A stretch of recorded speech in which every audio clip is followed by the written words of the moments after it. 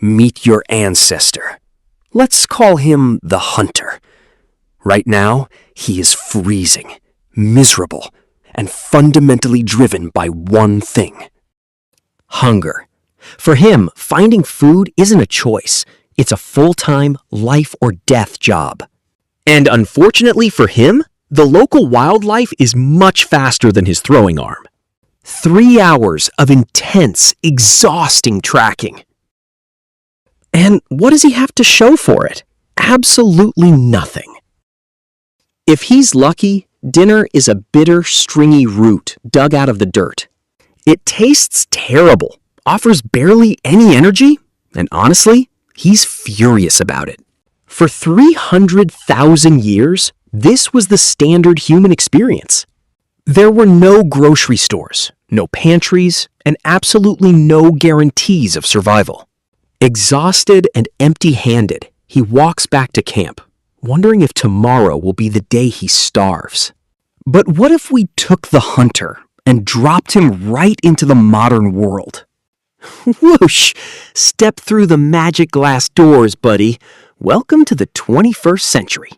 To him, this isn't a building. This is an alternate reality of impossible, staggering abundance. There is more food sitting in this single room than his entire tribe would see in a decade.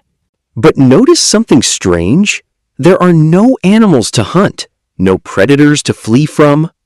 Just row after row of perfectly preserved, colorful containers. His ancient brain is trying to compute what he's looking at, and it's short-circuiting. Evolution did not prepare him for this level of sensory overload. For the first time in human history, the struggle to acquire food has vanished. He stands frozen, completely paralyzed by the sheer, unadulterated ease of it all. To understand his shock, we have to look at the brutal math of ancient survival. Every single thing in the hunter's world required an intense expenditure of energy. If a group of hunters went out, they burned thousands of calories just walking and scanning. The women and children spent hours foraging, bending over to pick tiny wild berries. If the hunt failed and the bushes were bare, that's 0 calories in, but thousands burned. A bad week meant severe malnutrition. A bad month meant the end of the line. Humanity lived in a constant, brutal cycle of feast and famine. Starvation wasn't a rare tragedy. It was just a regular Tuesday. One bad frost, one drought, or one migratory shift meant disaster. So his brain adapted to fear scarcity above all else. Over hundreds of thousands of years, evolution hardwired our biology to survive this scarcity.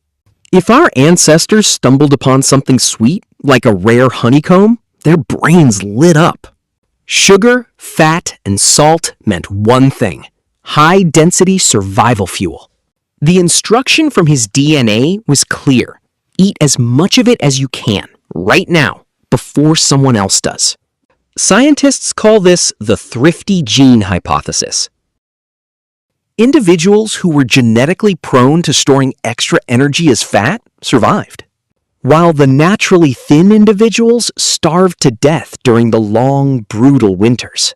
Storing fat wasn't a health risk, it was the ultimate evolutionary trophy. And guess what? We inherited that exact same biological programming. Which brings us back to the hunter, trapped inside a monument to his ancient desires. The road from the wilderness to the supermarket aisle began roughly 23,000 years ago. Early humans, like the Natufians, discovered that they could cultivate wild grains. Instead of eating everything immediately, they built the world's very first pantries. But surplus created a new problem: anxiety. You had to guard your food from raiders. If we drop this early farmer into our supermarket, he experiences a different kind of panic. He looks at a wall of bread and doesn't see food. He sees an impossible amount of labor. To him, this aisle represents the wealth of the greatest chieftain to ever live. And his immediate thought is, this is a trap. No one leaves this much wealth unguarded. To an early farmer, an unguarded surplus is an aggressive invitation for trouble. He expects the owners of this massive bounty to jump out and fight him for it. This introduces a psychological phenomenon, the fear of anonymous abundance. In tribal life, food always had a face. You knew exactly who hunted it or who gathered it. If you found a massive pile of food sitting alone in nature, it usually meant danger. It either belonged to a rival tribe lying in wait, or it was bait for a trap. So, as the hunter walks down our modern aisles, his survival instincts are screaming. Every shelf looks like a potential ambush point. He thinks, if I touch this apple, the trap will spring. The very architecture of the supermarket feels predatory to his ancient mind. He keeps his back to the wall, scanning for the invisible owners of this food mountain. Because in his world, if you don't know who owns the food, you're the one being hunted. And then he hits the most unnatural sections of the store, the zones of pure wizardry. He steps into the meat aisle and is hit by a sudden, unnatural wall of freezing air. Ancient humans understood fire. They understood the sun. They did not understand mechanical refrigeration. To him, this is dark magic, a box that steals the warmth of summer and traps it in winter. Above him, row after row of artificial lights buzz, creating a perpetual midday. There are no shadows, no nightfall, and no passing of time. His internal clock breaks down. Add to that the low, constant electrical hum of compressors and cooling fans.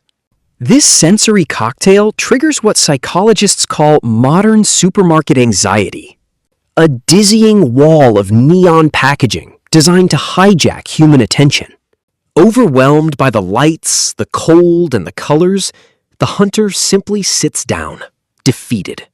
But the modern supermarket isn't just an accident of history. It is engineered. Food scientists have weaponized the exact evolutionary desires that kept the hunter alive. They calculate the exact ratio of sugar, fat, and salt to trigger maximum dopamine. It's called the Bliss Point, the perfect evolutionary trigger. In the past, finding these nutrients together was a miracle. Today, it's a standard ingredient list. Suddenly, the hunter spots a box of cookies. His evolutionary programming kicks in hard. His ancient brain has absolutely zero defense mechanisms against engineered foods. Every layout trick, from the smell of fresh bakery items to the placement of essentials, is designed to exploit his primal urge to gather resources before they vanish. Within minutes, he is completely consumed by the very abundance he feared. But let's step back for a moment. Despite the anxiety, this building represents a triumph. For almost all of human existence, humanity's primary problem was simple. Will we eat? It was a question that kept our ancestors awake in the dark for millennia. It drove us across continents, through ice ages, and past the brink of extinction. Inside these sliding glass doors, for the first time in history, the answer to that question is yes. We completely conquered the ancient environment of absolute scarcity. The ultimate survival prize isn't hidden at the top of a mountain or the end of a bloody hunt. It's neatly organized, pasteurized, and sitting quietly on aisle 4. What was once a miracle for a tribe is now just a mundane chore for a modern family. Underneath the fluorescent lights, there is something profoundly sacred about the grocery store. So, a modern shopper walks up to the hunter, pats him on the shoulder, and explains the rules. Hey man, no traps, no ambushes. You just take what you want, pay a few tokens, and it's yours.